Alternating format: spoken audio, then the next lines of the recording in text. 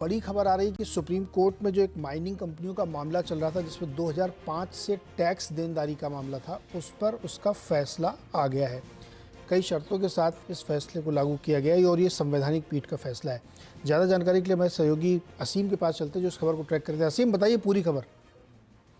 देखिए, कुछ दिनों पहले ही सुप्रीम कोर्ट की संविधान पीठ ने एक फैसला दिया था कि रॉयल्टी एक प्रकार का टैक्स नहीं है और जो राज्य है उनको माइनिंग के ऊपर टैक्स लगाने का अधिकार है।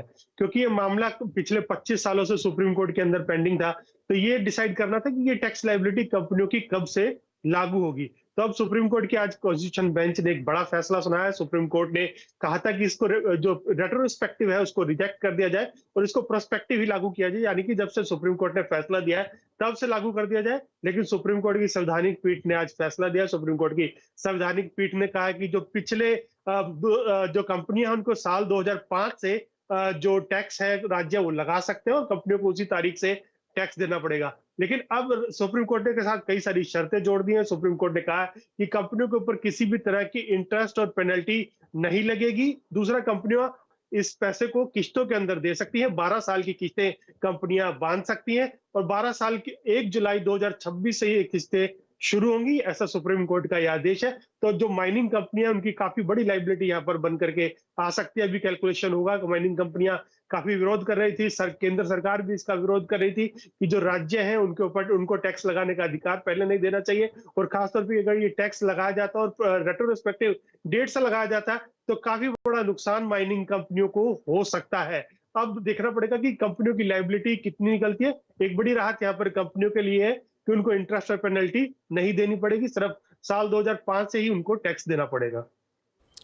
तो इसमें चार चीज़ें हैं कि एक तो ये सिंपल टैक्स लगेगा, इसमें इंटरेस्ट नहीं होगा, पेनल्टी नहीं होगा, 12 साल तक किस्तों में दे सकते हो और 1 जुलाई 2026 से ये शुरू होगा। यानी यहाँ से पूरा 1 साल अभी कंपनियों के पास है इस चीज़ को असेस करने का।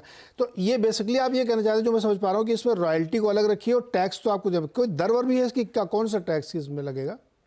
देखिए, स्टेट्स अपने लेवल के ऊपर जो माइनिंग है उसके ऊपर टैक्स लगाते हैं। हर एक स्टेट ने अपने अपने लेवल के ऊपर टैक्स तय किया हुआ है कि माइनिंग पे में कितना टैक्स लगाना। लेकिन ये मामला लगातार सुप्रीम कोर्ट के अंदर पेंडिंग था। जैसे कि मैं बता रहा हूँ कि पिछले 25 सालों से पेंडिंग था। पहले 3 जजों के पास गया, फिर 5 जजों के पास, 7 जजों के पास और फिर 9 जजों की संविधान पीठ ने 15 दिन पहले इसको लेकर के एक बड़ा फैसला सुनाया था। उन्होंने कहा था कि राज्यों को टैक्स लगाने का अधिकार है और ये टैक्स की डिमांड काफी लंबे समय से पेंडिंग थी। आज सुप्रीम कोर्ट ने उसको साफ कर दिया कि आपको कब से ये टैक्स देना पड़ेगा। साल 2025 से ये टैक्स कंपनियों के ऊपर लगा दिया गया है। लेकिन एक बड़ी राहत कंपनियों के लिए यहाँ भी कि उनको जो टैक्स पहले लगाया गया था उसके ऊपर कोई भी इंटरेस्ट और पेनल्टी नहीं देनी पड़ेगी। कंपनियां 12 साल की किस्त के अंदर ये पैसा चुका सकती हैं। 1 अप्रैल 2026 से ये किस्तें उनकी शुरू हो जाएंगी। तो देखना पड़ेगा किसकी कितनी लायबिलिटी बनती है।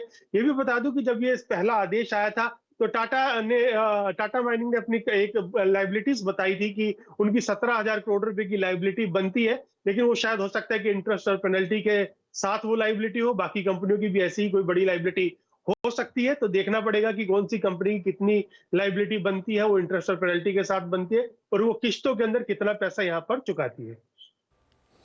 ओके, तो ये एक बड़ी खबर है। भले ही इसमें इंटरेस्ट और पेनल्टी नहीं जुड़ी, लेकिन काफ़ी बड़ी रकम हो सकती है, जो कि 25 साल 2005 से ये मामला है। और रियायत थोड़ी ये है कि आपके लिए 1 साल का बफर है और पेनल्टी नहीं है, किस्तों में दे सकते हैं, लेकिन रकम बड़ी हो सकती है। अभी अंदाज़ा नहीं है कि कहाँ पे किस तरह के टैक्स लगेंगे, कितनी बड़ी रकम होगी। माइनिंग कंपनियों के लिए एक चिंता की बात हो सकती है। हालांकि वैसा रिएक्शन अभी है नहीं कंपनियों पर, चूँकि बहुत सारी डिटेलिंग हो सकता है इसके अंदर, जो हो वो कंपनियाँ समझेंगी, फिर इसके रिएक्शन आते हुए दिखेंगे।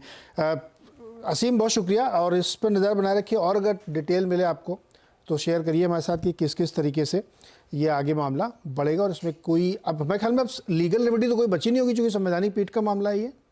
जी, सही कहा आपने। ये 9 जजों की संवैधानिक पीठ है। इसके बाद कोई भी कह सकते हैं कि अगर बनाए तो सरकार अगर बहुत ज्यादा बोले तो 11 जजों की संवैधानिक पीठ के पास जा सकता है। लेकिन इससे इतना होता नहीं है और वो भी खासतौर पे कि जब जजों ने 8-1 के से फैसला दिया। पहला फैसला भी 8-1 से था, ये दूसरा फैसला जो कि 8-1 के मेजोरिटी से ये फैसला दिया गया। तो फिर लीगल रेमेडी कोई नहीं है। सुप्रीम कोर्ट ने साफ कहा कि आप किस्तों के अंदर इसकी पेमेंट कर सकते हैं। तो पेमेंट टर्म सब कंपनियों की बंद गई है।